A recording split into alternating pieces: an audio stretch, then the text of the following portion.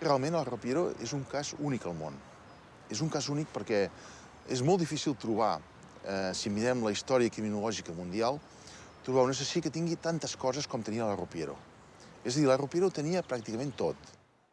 S'ha definit sempre com un assassí en sèrie. El que passa és que no compleix els paràmetres que compleixen altres assassins en sèrie, com per exemple el carnisser de Milwaukee o altres ben coneguts.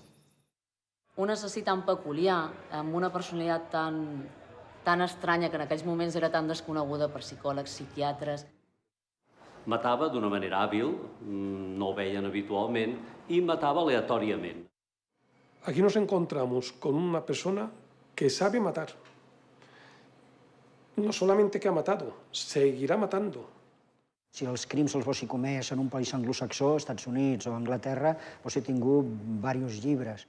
Y de pronto lo veo que me mira a mí a la cara y se le pone una cara diferente, una cara de criminal. Lo más horrible que de esa cara me acuerdo yo, lo más de bien. Una cara que ponía, ¿sabe? Que imponía. Se le veía la maldad.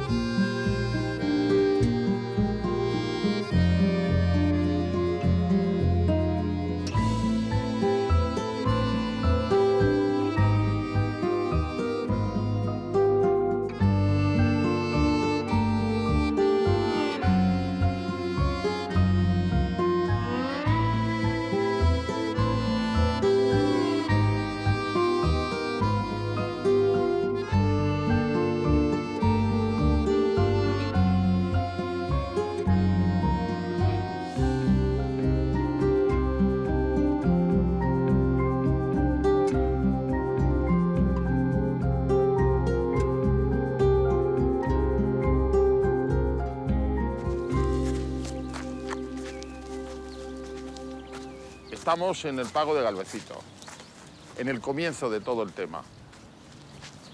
Él viene aquí con Antonia y empiezan a mantener relaciones sexuales, discuten, estando ella desnuda y estando él encima, vamos. Con uno de sus leotardos se lo rodea el cuello y la estrangula. Y la deja, se marcha y la deja aquí como estaba.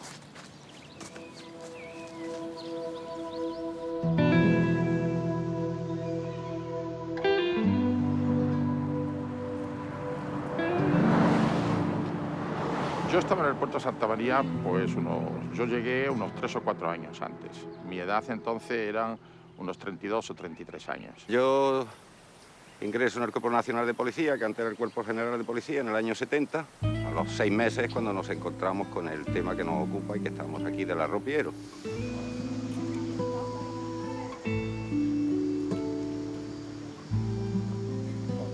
El dia 18 de gener de l'any 1971, l'Antònia va aparèixer morta en un parany a les afores del puerto Santa María. Antonia era una chica que era conocida en el puerto. En sus signos físicos no había ningún rasgo que nos pudiera manifestar que ella padeciera una enfermedad y que fuese deficiente mental. Estábamos acostumbrados a que de vez en cuando desaparecía. Aquesta noia Antònia era coneguda en el puerto Santa María, sobretot perquè mantenia relacions sexuals amb molts camioneros que passaven per allà. El cert és que la Ropiero i aquesta noia es van fer molt amics i sortien a passejar. I la gent del poble els veien junts. La Ropiero, pràcticament, si mirem la seva vida, era una vida d'anar sol pel món, una vida d'aïllament, de soledat. En canvi, en aquest cas, es va vincular amb algú i va fer una certa amistat, una certa relació afectiva amb l'Antònia. Yo creo que este no fue nunca novio ni novia. Este intentó sacar algo de esta, intentó aprovecharse de ella. Potser sí d'una relació sexual no dins dels cànons normals, alterada, però no sadomasoquista. El poco dinero que la Toñi podía sacar, o el mucho, no lo sabemos, de los camioneros con los que ella frecuentaba, pues que podía ser una fuente de ingreso importante para él, porque él llega aquí y el padre le dice que se busque la vida. El seu pare venia a rope, que és una espècie de suc fet amb figues fermentades. I per això li va quedar el sobrenom de la Ropiero. Ponía el canasto allí y predicaba la ropilla, se hablaba conmigo. Yo muchas veces le decía, si es que yo vete para arriba y me va a quitar los clientes, no sé, que yo en vez de comprarme a mí, te está comprando a ti la ropilla, así en broma. Un día la familia, sobre todo el hermano y la madre, pues se acercaron a comisaría a denunciar la desaparición de ella. Pues llega un policía municipal que nos habla de que la habían visto el día de la desaparición de esta chica subir por una calle que está allí cerca de la comisaría y que iban enfadados, que se habían peleado y que le había pegado una bofetada o dos. Habían conocido al individuo que había venido al puerto, que vendía las arropías, que salía con ella. ¿Y quién es esa persona? Entonces nos dijo que era el arropiero, era la primera vez que yo escuchaba ese nombre. Y dijimos los dos compañeros que estábamos allí de ir a buscarlo.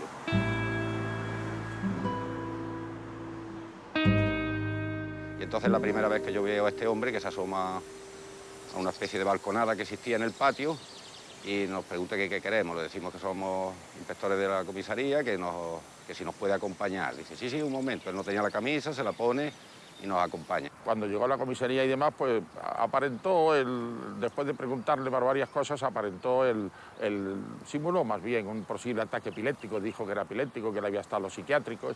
El médico forense dijo que no veía él que eso fuera un ataque epiléptico. Si tenía un ataque epiléptico había que llevarlo al psiquiátrico y eso es lo que él utilizaba como medida y como forma para poder luego después escaparse.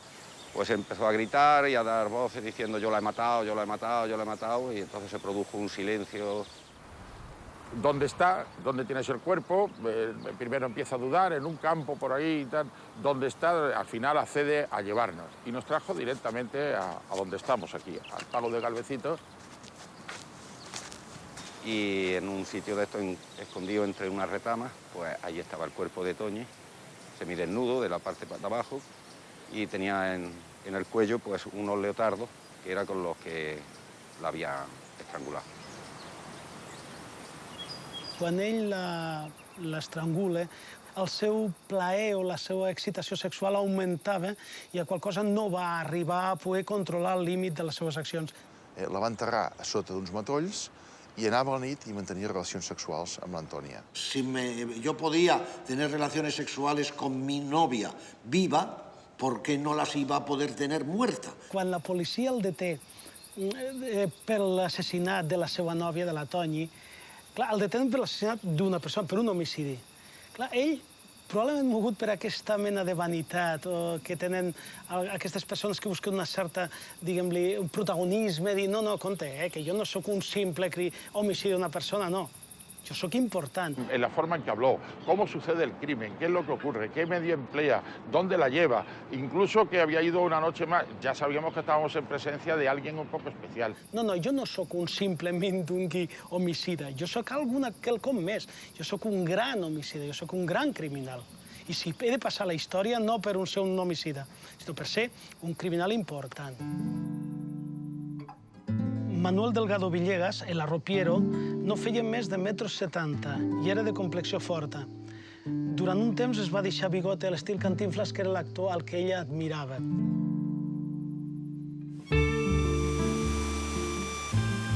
Va néixer a Sevilla un 25 de gener de 1943. La seva mare va morir al poc temps i ell va ser traslladat amb el seu pare a viure al Puerto de Santa Maria.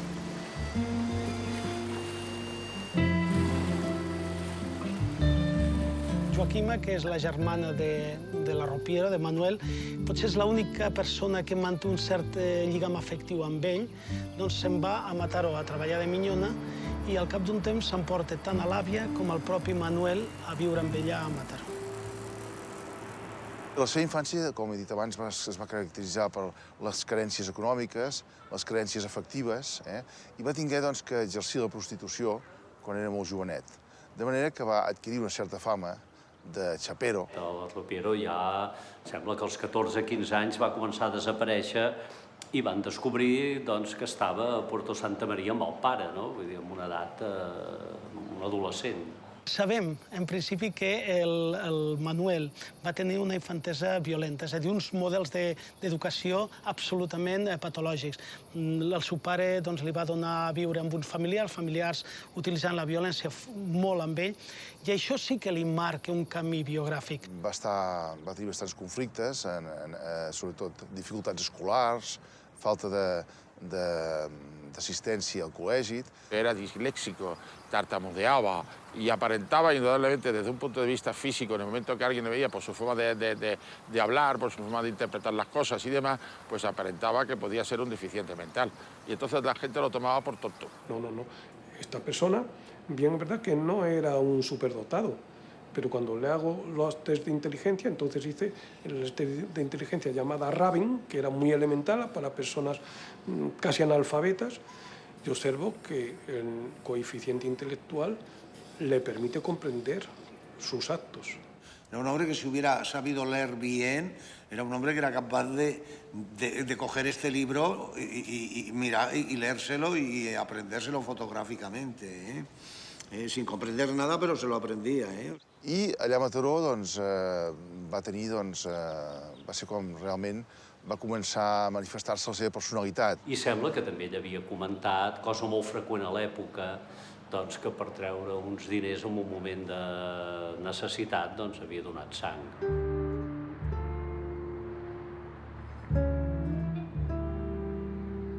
Al no encontrar ningún lazo familiar, Manolo tuvo que buscarse indudablemente cobijo. Y este cobijo lo encuentra en una pensión de Mataró, que creo que estaba situada en la calle de La Palma. Tuvo la legión, aprendió el karate, ¿no se llama así? El amor a la muerte es a la vez el culto a la muerte. La oración, el recuerdo permanente de esos 45.000 cuerpos jóvenes que regaron con su sangre una tierra ganada palmo a palmo y abonada con sudor y jirones de piel. Un poeta dijo que si de la sangre legionaria brotaran flores, se podría caminar durante kilómetros y kilómetros sobre un tupido jardín. A la legió va prendre el que es diu el golpe del legionario, que és que donant un cop aquí, a la 9, amb molta força, doncs es pot produir una mort instantània. Y aprendió a manejar armas, a manejar a tirar. També es va incrementar el seu consum de tòxics, prenia molt cannabis, prenia alcohol. En la legió, que s'havia alistat a la legió com voluntari, quan tenia 18 anys ja va començar a consumir la grifa. En aquella època doncs, tenia prop de 20 anys, va començar a manifestar-se els seus símptomes psicòtics, va començar a tenir deliris, al·lucinacions. De l'estada de la legió del Manuel Delgado, ell en parlava com un període que va durar poc i que no queda clar si va desertar o si va presentar algun tipus de crisis que van fer que li donguessin una exclusió, ¿no? Hombre, de la Legión lo sacan por cuestiones de tipo psiquiátrico, no lo sacan por nada más. O sea, la Legión, claro, no puede aguantar la disciplina de la red y empieza a hacer cosas raras. Ell anava vivint i anava trobant gent, i gent que li generaven conflictes, i eren gent completament variat, la seva procedència, inclús el tipus de relació amb el Manuel Delgado. I sempre que aquesta relació donava l'impressió, arribava a una situació conflictiva, ell les resolvia de la mateixa manera, no? No és una persona que tingui unes motivacions estructurades, directes, dirigides i deliberades, sinó ell simplement viu, actua com el gat que va pel carrer. Veu, olora, veu, mira, en aquells moments hi ha una presa que està a l'abast i ell actua. Tenía lo que llaman a veces los psiquiatras esa simpatía sacarinosa, o sea, esa simpatía pegajosa. Que era una persona que siendo un psicópata asesino, un asesino sin sentimientos, sin embargo, en el trato diario y las anécdotas que él contaba, pues era una persona casi divertida en algunos momentos, ¿no? Però realment tenia una mirada inquietant.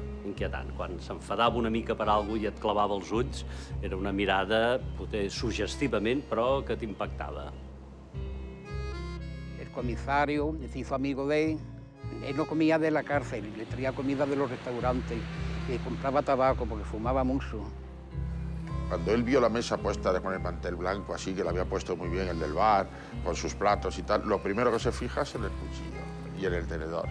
Y lo primero que dice es, ¿no tienes miedo a que yo te los clave? No, no te tengo miedo ninguno, porque antes que tú puedas pincharme y te levantes de esa silla, tú no lo vas a contar. Y le puse la pistola al lado en una silla a la vera mía para que él la viera, estuviera viendo. Se echó a reír y dijo, no hace falta, no hace falta. Entonces yo cogí la pistola y me la guardé. Hem de tenir en compte que l'Arropiero va ser detingut l'any 1971.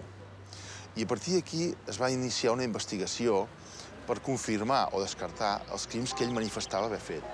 Quan el detenen, no té búsqueda d'antecedents i a França i Itàlia té antecedents per passar clandestinament diversos cops la frontera, té antecedents per delictes, diguem-li, menors, en el sentit que no té antecedents per assassinats o per crims o per algun tipus d'homicidi fet. Como luego después en los interrogatorios se fue confesando autor de tantos crímenes y esto motivó a hacer el viaje a Madrid para llevarlo, para que se hiciera cargo la Brigada Central.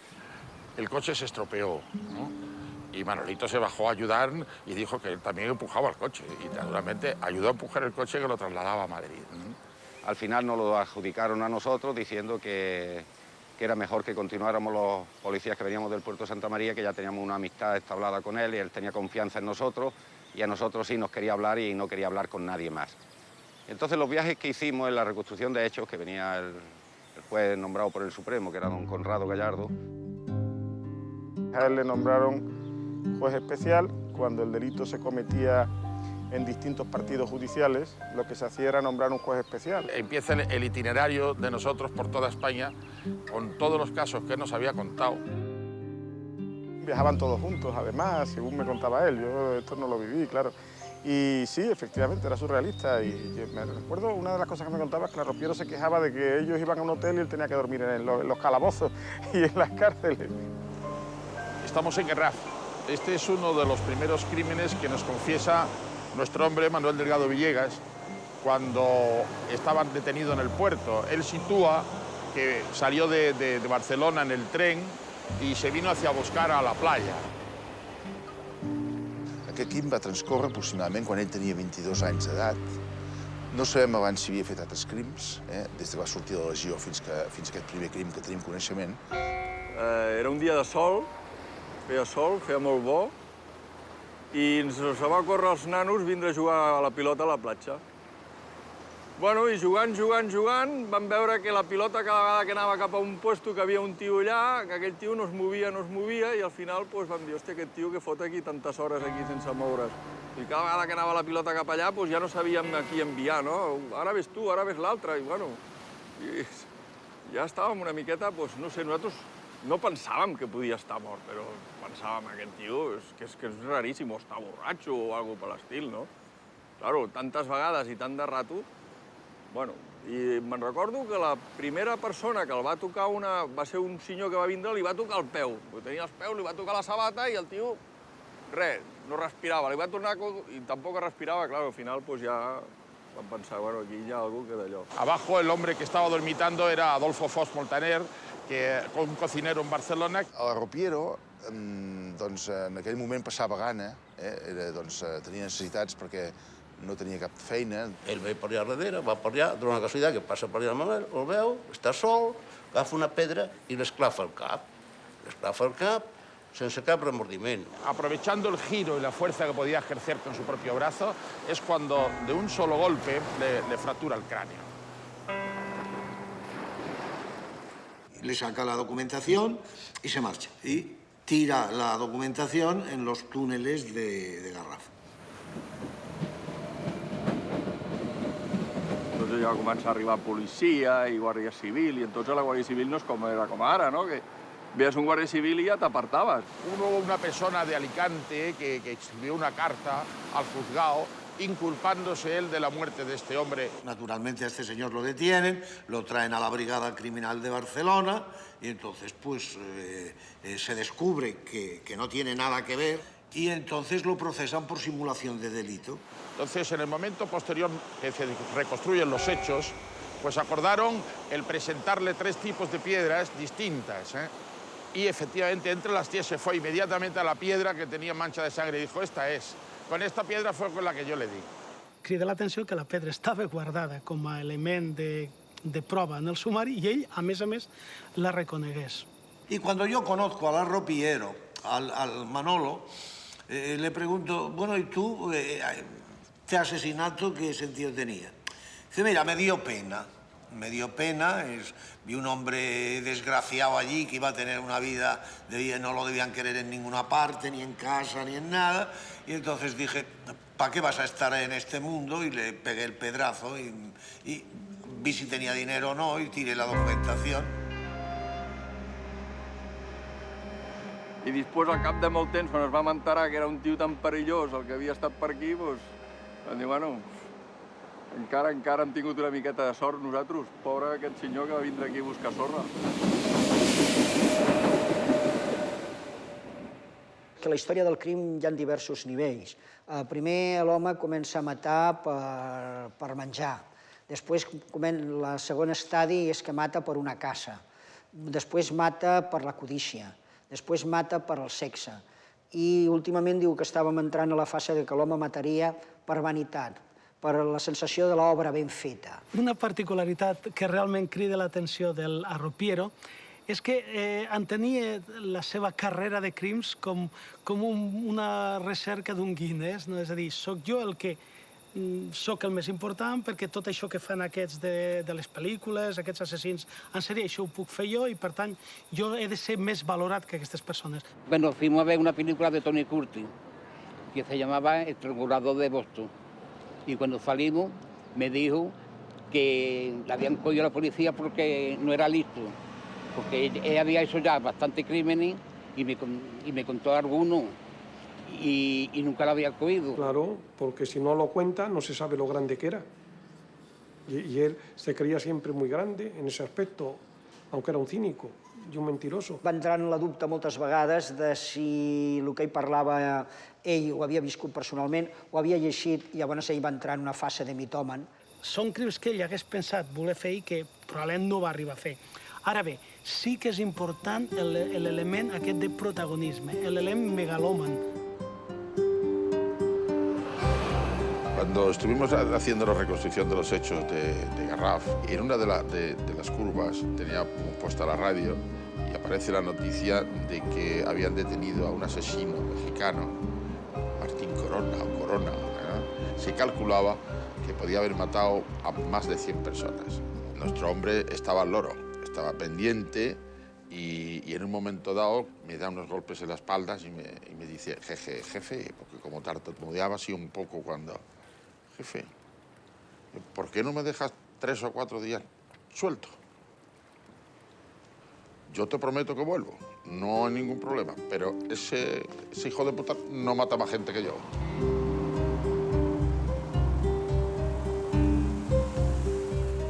Des de l'any 64 que va cometre l'Arropiero aquest crim que hem esmentat del Garraf, fins a l'any 67 pràcticament no tenim notícies o no estan documentades aquestes notícies. Él habla de una salida a Francia, un paso clandestino de frontera, de los que hizo entre varios. ¿Cómo pasó al extranjero? Pues quizá unas veces a pie, a mí me dijo, algunas veces pasaba a pie, otras veces iba en autocar, que no me pedían pasaporte, me metían en un autocar y pasaba a Francia. Y me iba a Perpiñán. Estos autocares que iban a ver películas pornográficas, se metía y la Guardia Civil los detrás. Y ya entrando en Francia, pues ya me movía yo por Francia. Per què té aquesta facilitat de passar les fronteres una persona que és analfabeta, que pràcticament no ha desenvolupat la seva vida cultural o social? No oblidem que la intel·ligència pràctica d'aquests individus pot ser de vegades molt superior a la de persones que no estem avesats o acostumats amb aquest tipus de vida. Dels seus viatges sí que donava la impressió que en una primera època ell havia estat per França, sobretot França. I possiblement en aquesta època ell va estar al sud de França, també va estar a París, y va estar al nord d'Itàlia. Y que luego, después de aquello, se va a Francia y conoce una mafia en Marsella. En l'any 62, que va haver la independència d'Algèria, doncs Marsella, com a port francès més proper, es va convertir en una mena de polvorí de totes les màfies, tant franceses com de la gent que venia fugint d'Algèria. Allò era un brou de cultiu de tota una sèrie de conductes, comportaments, grups mafiosos, on l'Arropiero va anar allí a aterrar en aquella zona i es va sentir pràcticament com a casa seva.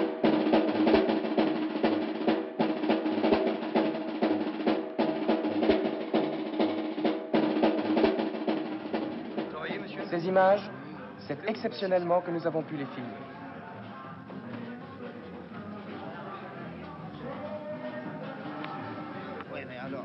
Vous allez travailler aujourd'hui? Oui, oui, ¿Qué oui. entreprise? Y él nos cuenta cómo se enrola en ese grupo, cómo le encargan, junto con dos más, le encargan un asunto en el que tenía que liarse a tiros y le proporcionan una metralleta, así. Y yo dije, pero bueno, esto... Y con esa metralleta pues fueron a buscar gente de la mafia argelina y por lo visto mataron a unos pocos. Mataron a unos pocos porque además él al contarlo se vanagloriaba de cómo caían delante suya. Y en París no mataron a nadie, pero sí le dieron tiempo suficiente porque tenían que vigilar a unos individuos y demás. Y le dio tiempo suficiente pues para brujulear por dentro de París. Allí es cuando dice que no se encuentra una prostituta, que se la lleva que lo llevan a él al borde, al muelle del Sena, y que paseando y tal, que la había estrangulado. Pues me explicó lo de los atracos de Francia, cuando se lió con la chica de Francia, me explicó lo de la Costa Azul. És que no sabem ben bé què va passar, no? Perquè en aquella època no hi havia cap mena de coordinació entre les policies espanyoles i franceses. Contactaron extraoficialmente la policía con la policía de Francia. Dijo, eso sí, eso ha existido, esto ha pasado y esto ha pasado. Revisamos, me sacaron todos los expedientes que ellos creyeron que podían tener una similitud con el tema, por los datos que podíamos aportar, y me sacaron 1.200 y pico expedientes, que yo estuve viendo durante algo más de un mes allí. Y en alguno, parece ser, y no sé en cuál, alguien se comió el marrón, o sea, y un error judicial que no es la regla general, però tampoc la excepció. Se sap que va haver-hi una sèrie de morts al sud de França, però aquestes morts, moltes d'elles van ser atribuïdes a la màfia marsellesa. Hem de pensar que en aquella època la màfia marsellesa matava molta gent. Y lo que es más raro, yo me encontré 3 ataques, 3 expedientes que hablaban de ataques de individuos armados a otros grupos de delincuencia de este tipo, armada también, y que hubo muertos. Y eso es que encontré 2 expedientes en Marsella, que los pude revisar en Versalles, que es donde estaban todos los datos, y uno más en París. El Ropiero parla de molts crims, no? De molts crims a París, de molts crims que va matar una dona aristòcrata, etc. Pot ser que alguns d'aquests crims siguin reals i no s'hagin investigat, perquè la policia espanyola no podia entrar a França i investigar en aquella època, o bé pot ser doncs, que també part d'aquests crims formin part de la fantasia del propi Ropiero. Y sí es cierto que encontré una prostituta, y sí es cierto, pero no solo una, encontré 7 u 8. ¿no? Y en las condiciones que él decía, y algunas estranguladas, y algunas cerca del Sena, y otras mucho más cerca del lugar que él podía decir. Pero imposible, no había datos suficientes, y podía ser cualquier prostituta en cualquier problema que podía haber tenido allí. One of the most elegant streets in the world, the Via Veneto in Rome. But as you sip your aperitif and enjoy the dolce vita, one of the big attractions at the Colosseum in Rome used to be cats, big cats, the ones they fed on Christians. There are still cats in the Colosseum, little ones, and they feed on any old household scraps. Quan va estar a Roma, una de les poques estades a Itàlia, que va ser, crec que l'única, va estar en una pensió que estava regentada per una matrona romana, tipus, diguem-li, felinià, com diu la policia, una mica grassoneta, molt grassoneta, i que ell explicava que no la podia ni tan sols abraçar. Es veu que va arribar a tenir una relació afectiva important amb ella, però amb una tercera persona que també va aparèixer, que era la neboda d'aquesta matrona. La dueña de la pensión los coge a los dos en la cama. Se forma el escándalo, se forma el lío, la otra le pega a la sobrina, el otro defiende a la sobrina. Va entrar amb un atac de gelosia, ell es va airar, va perdre el control dels impulsos i les va matar les dos de la forma, o va acabar el problema de la forma que ell els acabava. Y se formó tal jaleo que no tuve remedio que cargarme las dos.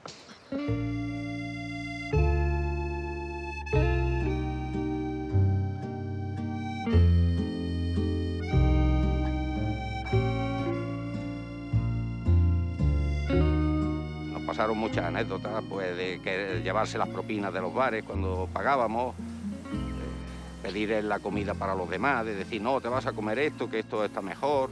Él sabía pedir lo que quería y además la carne la pedía al punto. Y cuando manejaba los cubiertos, los manejaba como una persona con cierta habilidad. Esto chocaba indudablemente con lo otro, con esa falta de formación y con ese cuadro de persona que se ha criado en la calle y que su mundo está en la calle, ¿no? Y entonces él nos cuenta que tuvo una relación con una extranjera. Él la sitúa en la Costa Azul, ¿no? Un aristócrata pues encuentra un chico en las calles de Montecarlo, me parece que fue en Montecarlo, y lo invita a comer y después lo invita a su casa. Pasa un verano.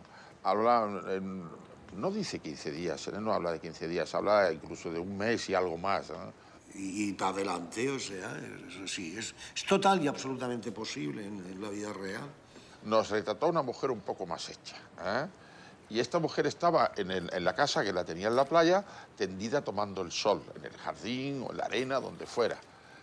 Suficiente cuadro y marco como que para él pensara que en aquel momento que estaba medio adormilada y tal, pues pudiera quitársela de en medio. Y nos cuenta cómo coge una piedra de estas ornamentales, de un jardín o lo que sea, y con la piedra le machaca la cabeza y se coge el camino, se lleva todo lo que podía llevarse de allí inmediatamente y se marchó. Pero él deja bien sentado, ya no aguantaba más.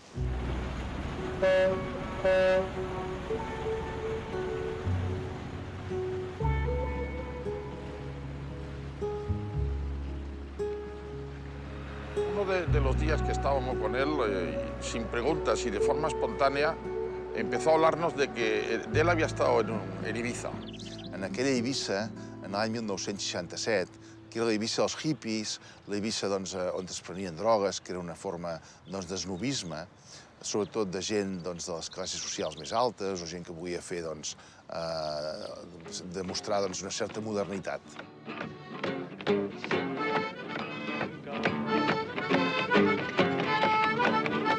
Estem en una illa com Eivissa en els anys 67-68, una illa que comença a estar de moda per certes cultures, hippies, beatniks, d'altres països, sobretot gent jove, que ve a Eivissa buscant una nova forma de vida, establir unes relacions diferents, és a dir, com una mena de paradís. Sí, en aquells moments, en els 60, el que cridava l'atenció d'Eivissa era venir aquí a consumir tripis, àcids.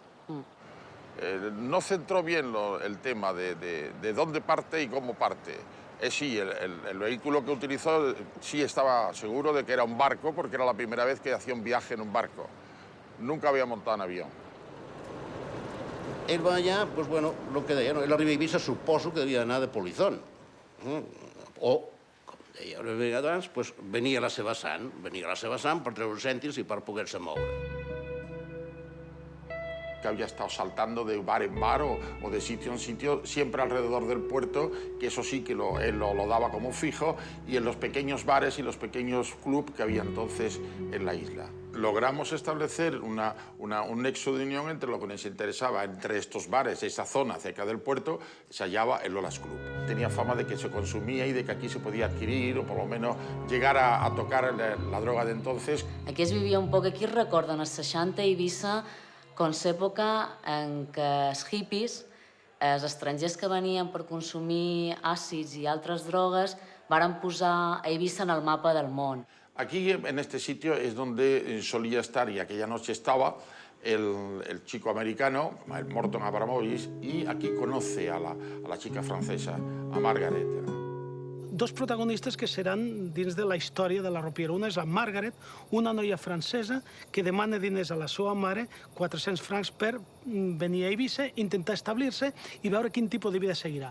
Paral·lelament apareix un jove neoyorquinès, Giles Morton, que estudia medicina, està a punt d'acabar medicina, està casat, però això no és una cosa tampoc massa important, i que apareix també a la illa buscant aquest mateix tipus de vida. Aquí entabló amistad o relación con la chica y los dos juntitos se fueron a Camplanas.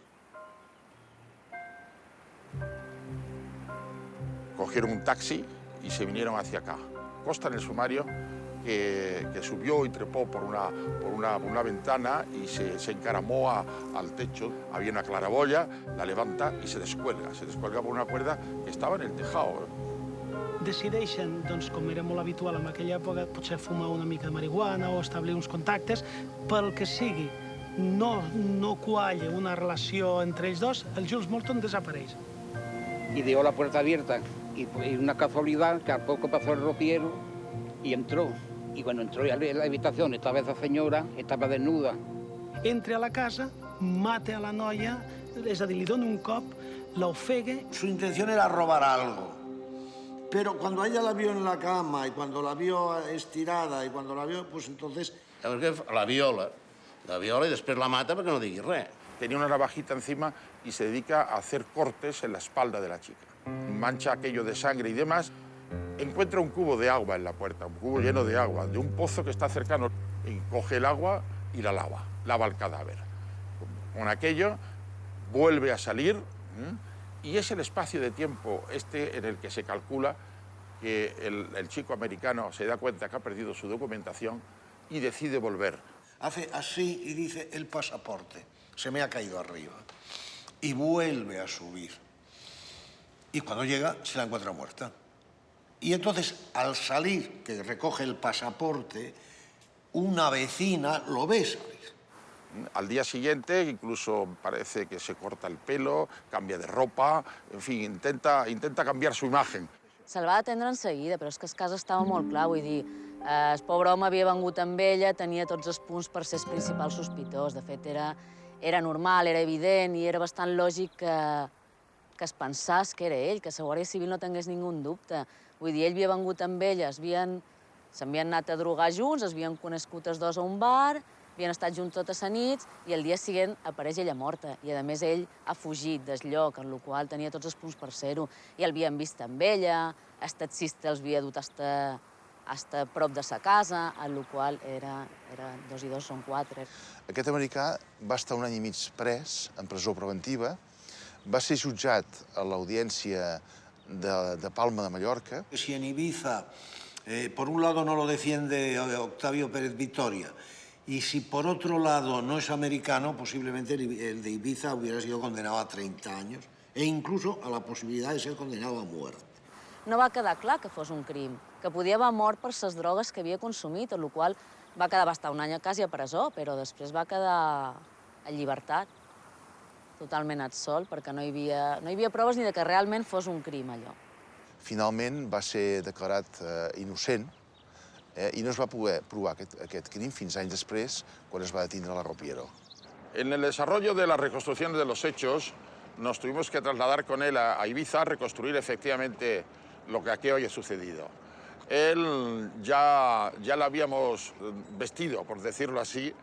Se había comprado un pantalón a capricho de él, además, un pantalón vaquero negro, con una especie de camiseta negra también y un sombrero negro. Y a alguien de los que íbamos con él, creo que fue a Manolo o a Domingo, se le ocurrió decir, pareces un boxeador. Y de vez en cuando nos regalaba con poses además de boxeo, sacando los puños fuera. Él llevaba poco a jugar, esa es la verdad. Pues le dimos un maletín donde costava todo lo que ja s'havia hecho del sumario. I ell doncs es passejava amb els 2 policies que el custodiaven, amb el seu sumari i la seva maleta, investigant els casos que havien passat a tots els llocs on hi havien hagut crims. Tienes que cuidar de este maletín. Esta es tu vida, Manolo. Le hicimos el viaje en avión, y además de hélice, y era la primera vez que se montaba en avión. Hubo bachecitos pequeños en principio, pero hubo un gran bache. Lo que hizo que se empujara, incluso con el cinturón puesto, y que pegara un salto en el asiento, que a mí me dio que pensar, digo, esta es la forma aquí en el avión. Y nos encontramos la sorpresa de que cuando llegamos y aterriza el avión, en medio de la pista empiezan a rodear el avión coches de policía armada, todos con el CEM en la mano. Entonces cuando el Manolito Delgado Villegas ve aquello, decía que él no bajaba del avión. Quan molts anys després van fer la reconstrucció del crim en el xalet en el que l'havia matat... La Ropiero va explicar que després d'haver-la matat, amb un ganivet va fer una creu bastant llarga, en la roba del matalàs. I quan va arribar allà i li van ensenyar l'habitació, ell va dir, no era aquest matalàs, ja havien passat anys. Llavors la casa havia canviat de propietat i els nous propietaris van dir, el que hi havia aquí ho tenim a dalt, a les golfes. Van pujar a les golfes, va mirar i diu, era aquell matalàs. Efectivament, allà estava el matalàs con el senyal de la creu. O sigui, això era claríssim que eren coses que no havien sortit en cap sumari que ell pogués llegir i inventar. Sí, él cuando ve aquello me da la impresión de que empieza a revivir los hechos, pero poco a poco. Y entonces empieza a impactar, se empieza a cambiar la cara, se nota como apesadumbrado, baja los ojos, mira al suelo, se le transforma por totalmente físicamente, hasta dar el extremo de que suponemos que es un impacto, que algo raro está pasando en él. Pero, sin embargo, se sale fuera i continua de la misma forma. Un dels fets que ell recordava amb més detall, almenys en converses que vam tenir, va ser el fets d'Eivissa. Aquests fets en vam poder-ne parlar i es va situar i va recordar coses. Cuando este crimen salía a la luz, él se transformaba. Y aparte, nos dijo un psiquiátrico, era como una especie de explosión interior dentro de él. Era como una especie de orgasmo. I recordava i, com sempre, ho modificava. Ell parlava de que havia sigut una nòvia, de que havien tingut... Em sembla recordar que no devia ser així, que em sembla que no la coneixia pràcticament. Un altre dels crims que va ser provat i que va ser produït per la Rupiero va passar al juliol de l'any 1968. La Rupiero en aquell moment estava creuant el riu Tajuña. El río Tajuña es donde mata a un hombre que está lavándose los pies. Venancio Hernández, una persona de 61 anys molt estimada en el seu poble, el consideraven el poeta del poble, un poeta, diguem-li, muy sui generis, perquè va fer aquell eslògan Chinchón, Anís, Plaza i Mesón. No sabem ben bé què va passar, perquè només sabem la versió de la Rupiero. Que él nos da unos datos muy fiables, y es que tenía una pierna más delgada que otra, que estaba lavándose los pies. La Rupiero sembla que va dir que li va demanar menjar, ell no va voler, es va enfadar, i el va empènyer i el va tirar al riu. Y sencillamente es que a este hombre va y le pide comida, y este hombre le dice que es muy joven y que trabaje. Y él nos lo cuenta diciendo, y el hijo de puta dice que yo trabaje. Dice, le di un golpe y lo tiró al río. Dice, y el hijo de se quería salir. Y entonces lo cogí por la cabeza y lo aguanté hasta que dejó de hacer glu, glu, glu, glu. En el desarrollo de las investigaciones e incluso en la reconstrucción de los hechos, pues nuestro hombre se empeñó en querer salir una tarde, en que quería tomar un poco el aire y que tenía cierto interés en ir al Tibidabo. Y así se decía que se montaban los cacharritos. Continuant amb els crims de la Rupiero, ens hem de situar a l'any 1969, i això va passar a Barcelona. A la Diagonal de Barcelona, amb una empresa molt coneguda de mobles, Muebles La Fàbrica, doncs un dels directius d'aquesta empresa va ser assassinat per la Rupiero. Que en el caso del asesinato de Ramón Estrada en Barcelona, él lo contó como que había mantenido una relación homosexual con esta persona y para que le pagase. Este hombre, ya de mayor edad, ya una avanzada, tenía entre 69 y 70 años. Un empresari català que era un homosexual que en aquella època no havia sortit de l'armari i era un senyor respectable. Y se establece ese nexo de unión de prestaciones, indudablemente de servicios, entre el señor Estrada y Manolo. Parece que había estado más de una vez con él. Llega a un acuerdo de precio y entonces le dice, no, yo no te doy 500 pesetas o 600, que no llega a 1000. Entonces la chapa estaba entre los 500 y las 1000. Y le dio 200 y te vas. Le entrega una cantidad de cèntims que no era la pactada, i llavors ell, pues, cop de càrate, no acaba mort en l'instant, trenca una cadira allà als pobres mobles i com una pota de la cadira el rematen allà.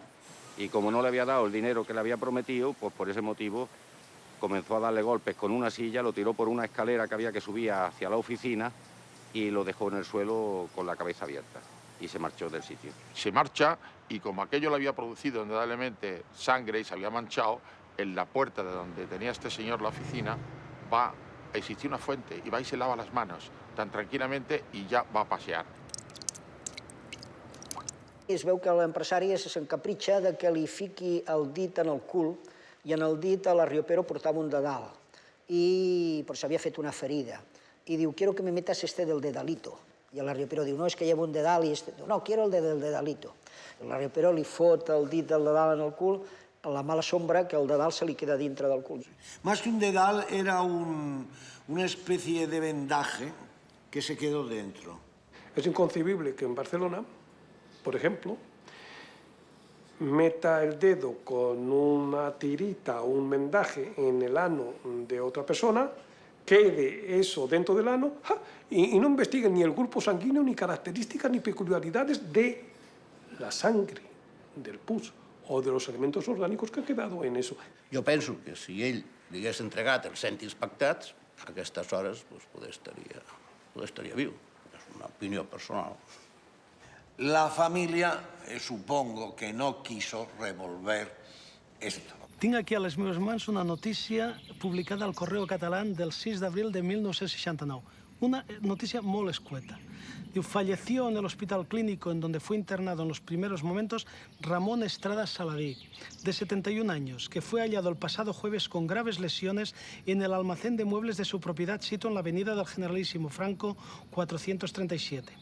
Aunque la autopsia no se ha efectuado todavía de las gestiones policiales, se deduce y explicite, se deduce que la muerte se produjo a consecuencia de las lesiones sufridas al caerse y no por agresión, como en principio se había supuesto. Aquest crim doncs, va ser considerat com un accident, va sortir de l'esquela d'aquest senyor com si hagués mort d'accident, però en realitat havia mort en unes circumstàncies criminals. Però sí que em queden molt dubtes, perquè és una notícia molt poc escueta, és una persona molt important de la vida econòmica de la Barcelona 69 i es va fer l'enterrament a l'església dels Àngels de Barcelona.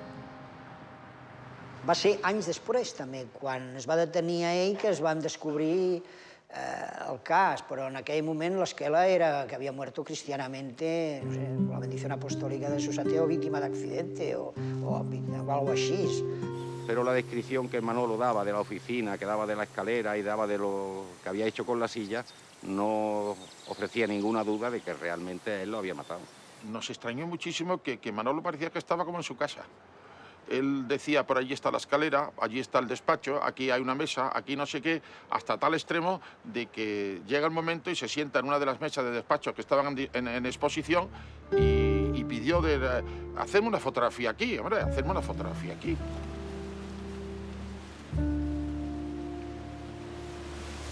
Manuel Delgado Villegas va venir a l'Hospital Psiquiàtric de Salt l'any 1969.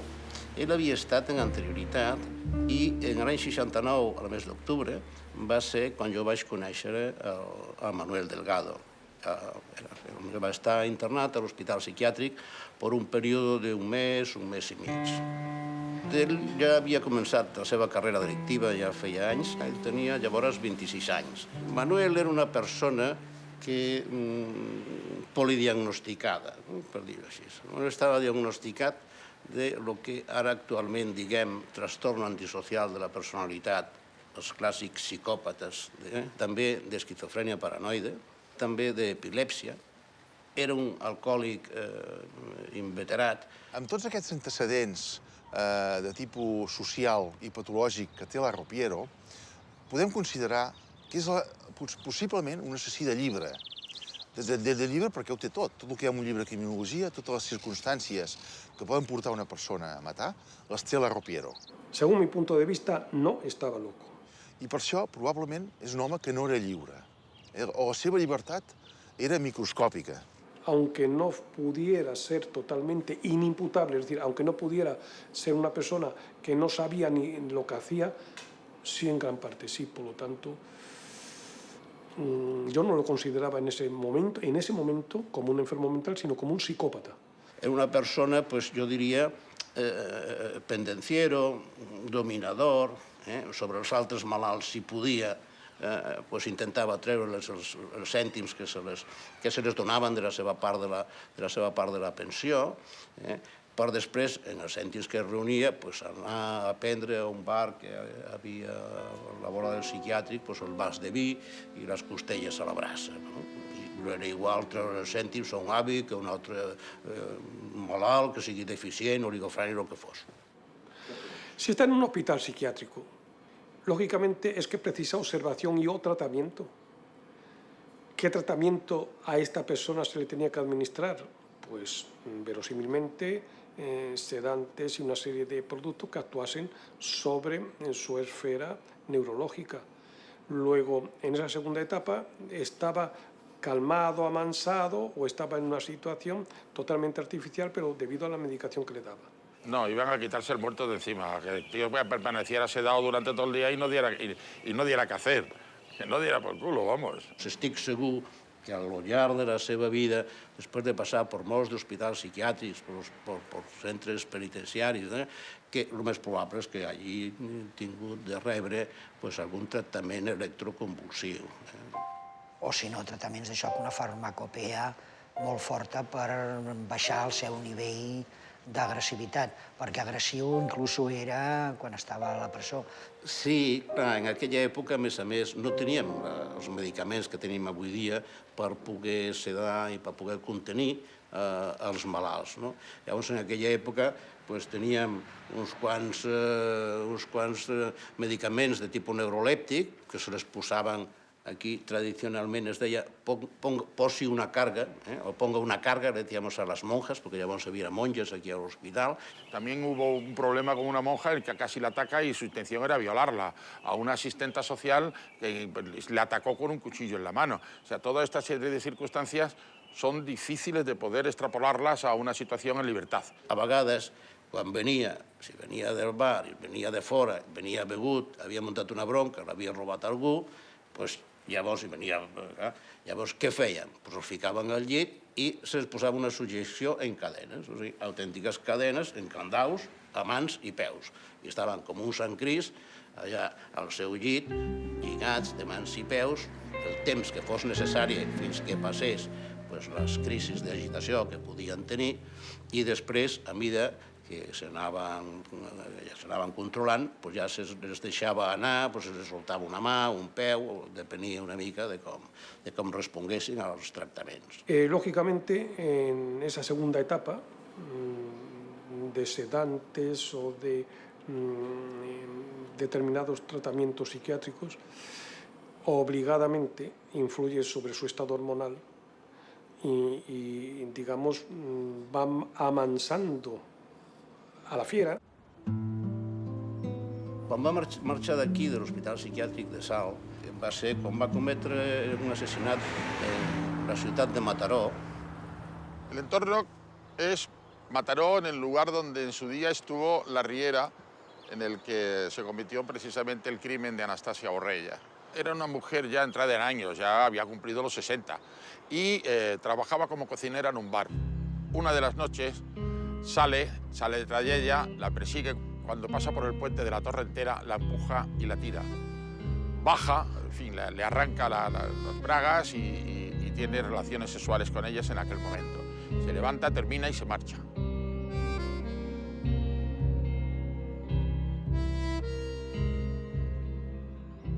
Claro, me contaba esas cosas y eso, yo me creí que eso, digo, está este medio majara o me está contando unos rollos muy...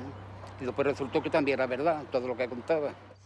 Llavors anava a la Rovira a les nits, la desenterrava i abusava sexualment d'ella. Aquesta conducta sexual, que és una conducta sexual desviada i patològica, podem dir que és una necrofília.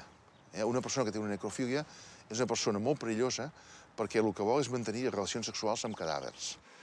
Una persona no puede satisfacer, por ejemplo, una apetencia necrófila si no es ante un cadáver, como no vaya a un cementerio o a un velatorio.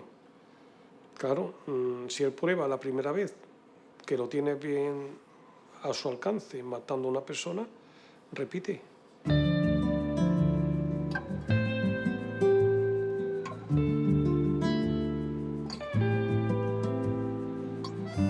Estábamos en la comisaría de Mataró, estaba Manolito allí dentro. Salgo y una persona de unos 35 años, 35 años aproximadamente, y me pregunta que si podría hablar con su hermano. Y yo dije que sí, que no había ningún problema, pero que yo tenía que estar presente. Ella aceptó y pasamos a la sala donde estaba. Cuando se dan cuenta de su hermano y tal, no hubo un abrazo ni muchos besos, no, fue un beso afectivo, pero muy distante. Y inmediatamente la primera pregunta fue: ¿es verdad que tú has matado a esta gente como dicen los periódicos? La contestación de Manuel Delgado Villegas fue: ¿y más?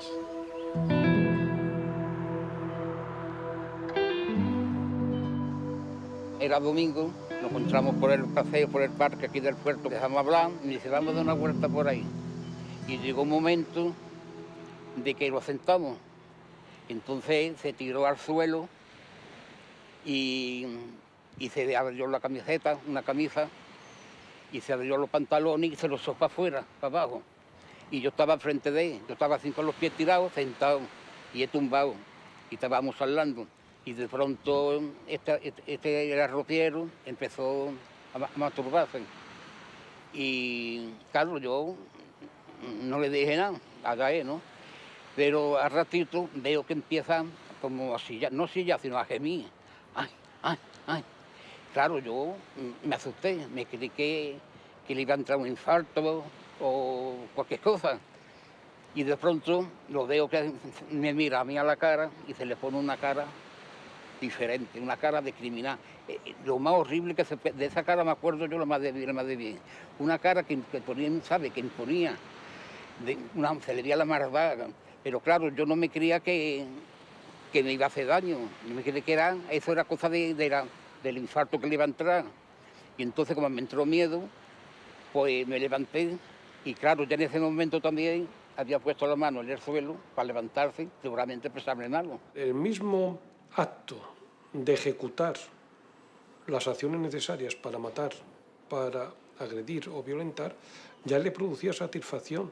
Nunca se encontraron ni muestras, ni vestigios, ni huellas biológicas. Me estoy refiriendo pues, a secreciones seminales i, sobretot, a semen. S'ha dit que l'Arropiero doncs, tenia falta d'emissió d'esperma, no?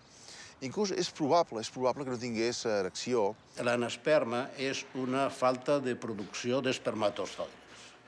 El que passa és que jo no he elegit res, en aquest sentit, de que Manuel tingués una anesperma. El fet de que pogués ejacular o no ejacular, com si tingués problemes d'erecció o no, no és el leitmotiv de la seva conducta violenta. És a dir, ell, com a tot predador sàdic, actua més per el plaer del domini, de l'actuació violenta sobre la víctima, el sentir-se superior, el sentir-se dominador, que el fet de poder o no ejacular. El circuito sexual tiene otros integrantes, no solo la eyaculación.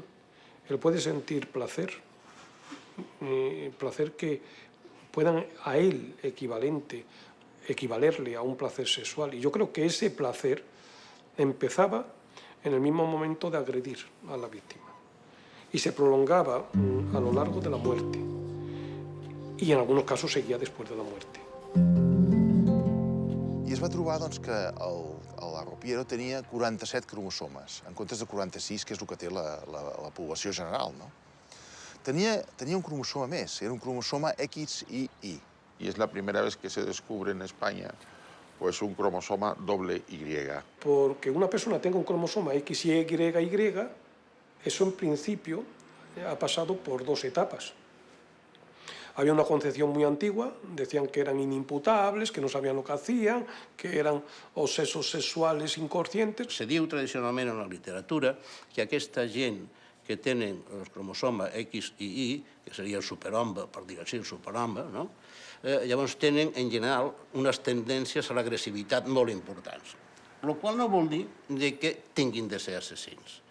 Però havia també un condicionant genètic en el cas de Manuel. És a dir, aquest cromosoma X i Y ho té una persona cada 8.000. Aquest cromosoma han tingut alguns delinqüents famosos, com l'estrangulador de Boston i altres assassins. Però, clar, hem de pensar que el fet de tenir aquest cromosoma no necessàriament implica ser assassí. Sí, como siempre en medicina hay más de una opinión y cualquiera que haya tenido alguna enfermedad y haya consultado más de un médico descubrirá que ninguno le da la solución, le dice lo mismo que otro y a veces dicen cosas completamente contradictorias. Yo tenía entendido, y a mí lo que me dijo siempre mi padre, es que era un caso genético clarísimo, de un doble cromosoma ahí, creo recordar. Y que ese doble cromosoma, pues digamos que por entonces se tenia la convicció de que provocava la enfermedad i la demència. Això a aquella època es considerava com un determinisme d'una conducta agressiva, violent, i sempre que es parlava del Manuel Delgado es treia com un fet important. Les últimes investigacions amb aquest tema sembla que demostren que no està clar. Quan s'han fet treballs amb una mostra de població més àmplia, no es creu gaire que això condicioni conductes clarament delictives i criminals.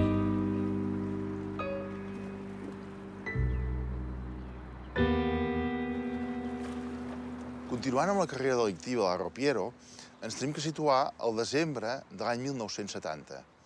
Llavors la Ropiero torna al seu lloc d'origen, torna al Puerto Santa Maria, es reconcilia amb el seu pare, inclús intenta ajudar el seu pare, i també es dedica a vendre arrope, com feia el seu progenitor. En aquest moment, quan arriba al Puerto Santa Maria, coneix un noi que es diu Francisco, que és un noi jove, delineant. Una persona muy normal, un chico estudiante de 24 años, buena gente, y no se sabía mucho más. Este chico nos lo denuncia la propia familia como que había dejado de aparecer por su casa en la mañana siguiente donde él salió por la noche. Y aquella misma noche fue cuando este ropiero mató a este muchacho, creo que se llamaba Francisco. Y se hicieron muchas gestiones para saber por qué era una desaparición extraña. Y a los, no recuerdo, 5 o 10 días apareció un cadáver flotando al bajar la pleamar. Apareció ahí en una especie de marismas que existen, un cadáver flotando. Y interviene en el tema el oficial de Marina, que estaba médico, que estaba de guardia. Cuando empezó a hacer la autopsia, pues, en fin, él tendía a significar que no encontraba cosas que le pudieran indicar otra cuestión y que podía cerrar la autopsia como una asfixia por inmersión. Y al final el hombre pues dijo que sí, que estaba completamente de acuerdo en que se trajese a un forense que le ayudaran a hacer la autopsia a él, puesto que él su especialidad no era medicina legal. Llego al cementerio, donde está el cadáver, y lo primero que observo la sangre. Las manchas de sangre. Digo, caramba, esto no es un ahogado. Era una forma especial de estrangulación. No era la típica estrangulación con las manos o con el lazo, sino era una estrangulación con brazo antebrazo. Cuando ya se detiene a Manuel Delgado Villegas, entonces él se confiesa autor de la muerte de la Antonia y ya contó él, de motus propio, contó este crimen. Decía que a Francisco Marín le dio una atragantada. Y decía que después de todo eso se masturbó Francisco Marín. Imposible. En ese estado no se puede masturbar. La masturbación fue anterior. Que la madre se llevó a la pobre dos disgustos. Uno por la muerte de su hijo y otro que se enteró de que el muchacho era homosexual también. Dos de les seves víctimes, que són el Francisco Marín i la Toñi, que va ser la seva nòvia, doncs vivien al mateix carrer. Vol dir això que hi havia un component fetichista amb el tipus de carrer al lloc? No ho sabem. Simplement que hi ha aquesta casualitat. Mi padre creo que llegó a terminar toda la investigación, es decir, reconstruyó todos los asesinatos que se pudieron reconstruir, evidentemente los que se hicieron más allá de la frontera en Francia, esos no se investigaron, y algunos sencillamente creo recordar que me dijo que no había datos para investigarlos y que total, con los que habían ya descubierto había más que suficiente para hacerse una idea del problema. Bueno, una vez que nosotros terminamos la investigación, que realmente no se terminó nunca, nosotros en uno de los viajes que hicimos en las reconstrucciones y volvimos, supuestamente teníamos que haber continuado con la investigación porque había muchos otros crímenes que se podían haber esclarecido, pero no sé por qué motivo, o decisión de la Audiencia Nacional o del Tribunal Supremo, aquello se mantuvo ya parado. Mi impresión es que a Manuel Delgado le dejaron en vía muerta muchos años antes. Cap família que tingués interès en fer una acusació particular, de manera que ningú el va acusar. Clar, era com si, bueno, ja està tancat, per almenys el problema està resolt perquè no està en el carrer, però no estava resolt.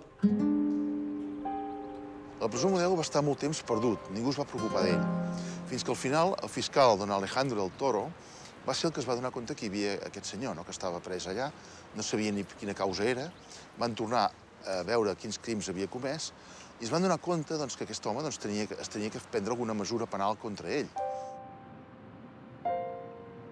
Se me viene del Toro aquí y me dice, ¿quieres sangre? Digo, ¿qué dices? Dice, si quieres un asunto con mucha sangre. Digo, dices que no vas a cobrar un duro, digo, pero nos interesa. Y entonces me explica por encima el lío, instruía el juzgado 5, que lo había perdido el agente judicial y que lo había hundido, que hacía 3 años que habían descubierto esto por un congreso de fiscales en Valencia. Y esto va a ser un escándalo, esto que estábamos en el año 72, 73, principios del 73. El que va silenciar el cas va ser a partir de l'error judicial, per dir-ho d'alguna manera, de que el sumari es traspapelés durant anys aquí a l'audiència, fins que per casualitat, a través d'un funcionari de la presó, es va descobrir que hi havia un tio allà tancat des de feia 3 anys sense judici. Voy a Barcelona porque me habían dicho en el juzgado que estaba allí el sumario. Y se había perdido. Y fui yo el que tuve que remover para que se encontrase el sumario, que no se sabía ni dónde estaba y estaba perdido. Durante esos años ni existía Manuel Delgado para la justicia ni para nadie.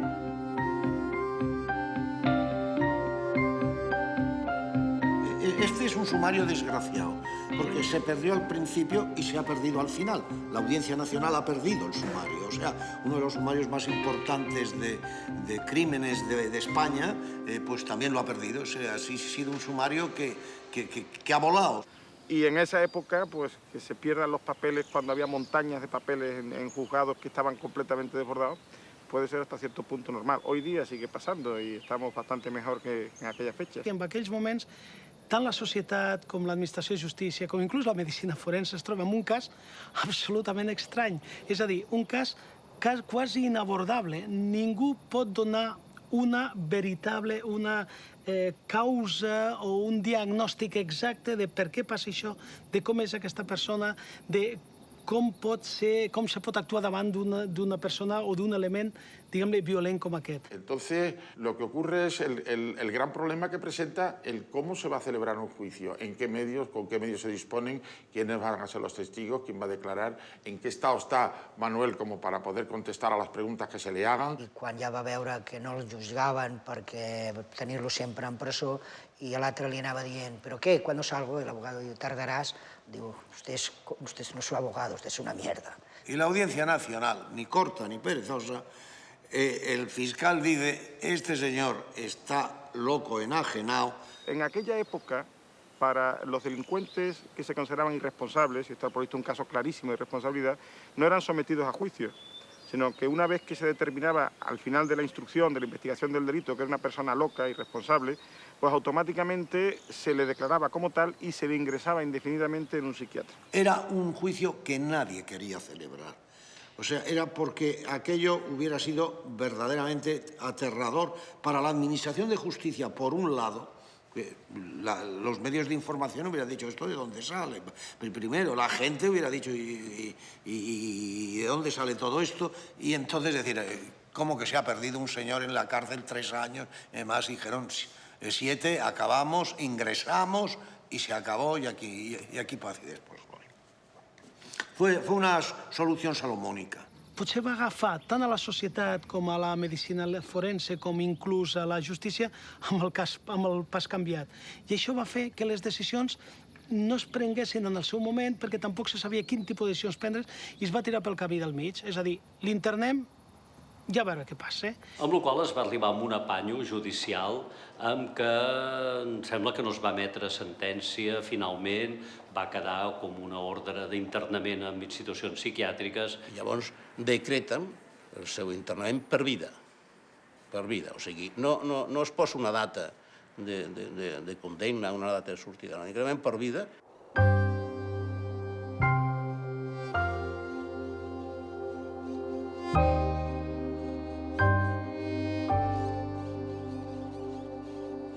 El Manuel Delgado, que ens arriba a la clínica després de 20 anys d'estància en institucions penitenciàries, és una persona molt deteriorada, física i mentalment.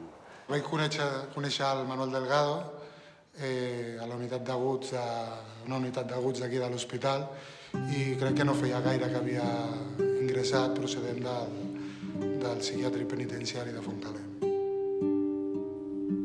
Pràcticament és impossible tenir una conversa coherent amb ell, hi ha fallos de memòria amnèsics importants, i hi ha una postura per part d'ell també que no acabem d'entendre, d'ocultació de la seva personalitat. Ell parla de que és un mecànic d'avions que ha viscut a Alemanya, que ha tingut 7 o 11 fills amb una sueca. Quan l'apropes al seu verdader personatge hi entra, però hi ha moments que en surt. Alguna vegada havia comentat alguna cosa relacionada amb aquesta etapa tan virulenta, però realment semblaven més a faules que ell feia o invencions que no passa a la realitat, perquè eren molt desmesurades. Aquesta transformació de la realitat, moltes vegades, que aportava, era un nivell molt, diríem, infantil. No era una cosa molt elaborada ni molt complicada, era bastant superficial i repetitiva. Ell, de fet, va venir en aquest centre amb un sentiment de guany. Aquí tenia més llibertat, podia passejar pels jardins, la família venien molt sovint a veure'l. I solament ha hagut un oasi d'afectivitat, que és la seva germana, que s'ha mantingut, ha estat l'únic vincle de fidelitat, vincle d'afectivitat, que ha mantingut aquesta espurna de petita humanitat que encara li quedava al Manuel Villegas. L'única persona que l'anava a veure era una germana, que li portava tabaco, continuava fumant com un boig. Les coses que cridaven més l'atenció d'ell doncs era aquestes ganes de fumar tan compulsives que tenia, malgrat que tenia un problema de salut respiratori important. Aquí se li restringia, però agafava borilles del terra, estava fumant, negociava amb altres pacients constantment. Era una verdadera obsessió, i era un fumador de diversos paquets diaris. I que això era el que li provocava moltes vegades l'haver d'anar a Can Ruti a ingressar per aquest problema de dísnia i d'ofegament que presentava. Si se li hagués fet l'autòpsia, haguéssim trobat uns pulmons absolutament antracòtics amb una capacitat, inclús no solament rígid, sinó que la capacitat que tenen d'intercanvi pulmonar, d'intercanvi gaseós, és pràcticament nul·la.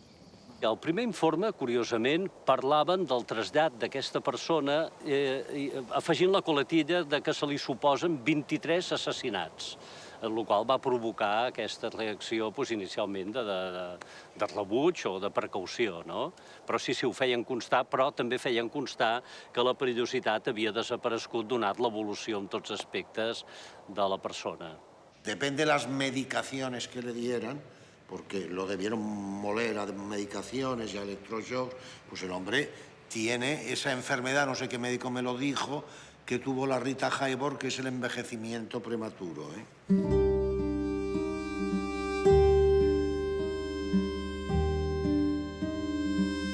Físicament, progressivament, va anar empitjorant i va estar aquí 1 any i mig aproximadament, els primers 6 mesos amb un pavelló d'ingrés, un pavelló modern, i després ja va ser traslladat al pavelló de llarga estada, que seria aquest àmbit on estem.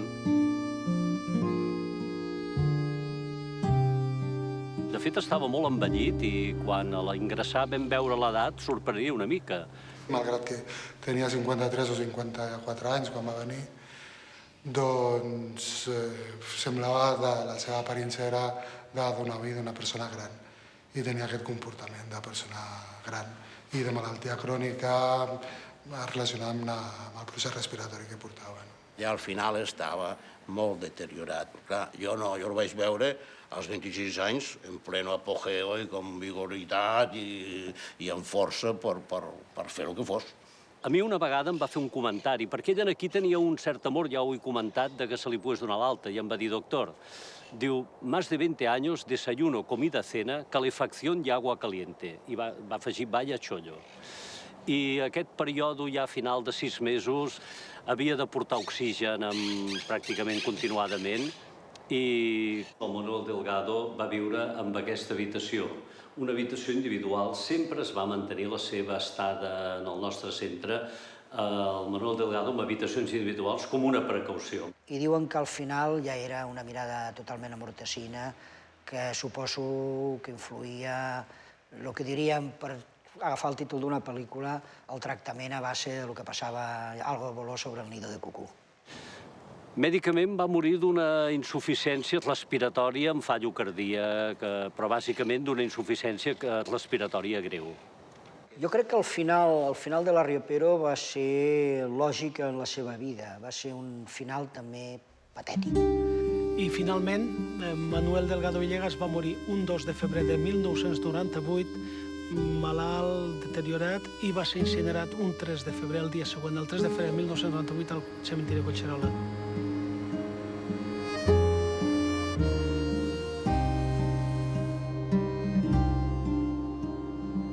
I les seves cendres desconec exactament què es va fer amb elles. Yo realmente sí creo que Manolo Delgado Villegas sí pudo cometer 40 o 50 o 60, no sé cuántos, porque el número es impreciso. Llegamos a contar 44. Yo sí creo en la policía. Puede haber un sesgo, puede haber un porcentaje, el que sea, 5 o 10% que no, pero yo sí creo que hay varios, que sí. Hi ha gent que està convençuda de que el va fer fins als 47 o 48. Muchos. Si no son 48, pues aunque sean 30 son muchos, o sea, no sé. Pero que cometió crímenes extranjeros, muchos, o sea, muchos. Y que alguien se ha comido alguna prisión por este señor, o sea, esto estoy completamente seguro. Fue probablemente el asesino en serie mayor de la historia de España. Yo creo que uno de los grandes de la historia en general, ¿no? A la pena que mata a una mujer, pues no me gusta. La mujer te pare, te mantiene, te enseña una educación, una cultura, y el hombre que te va a enseñar.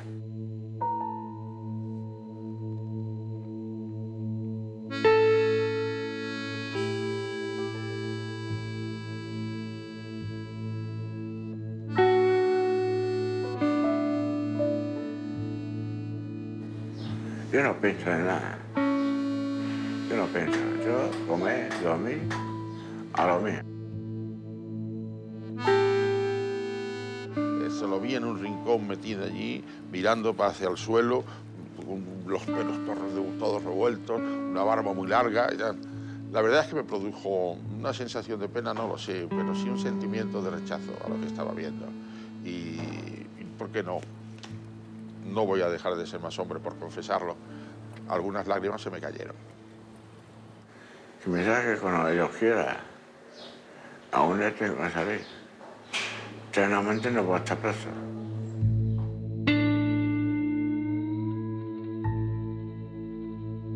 El hombre que piensa mucho se vuelve más ara.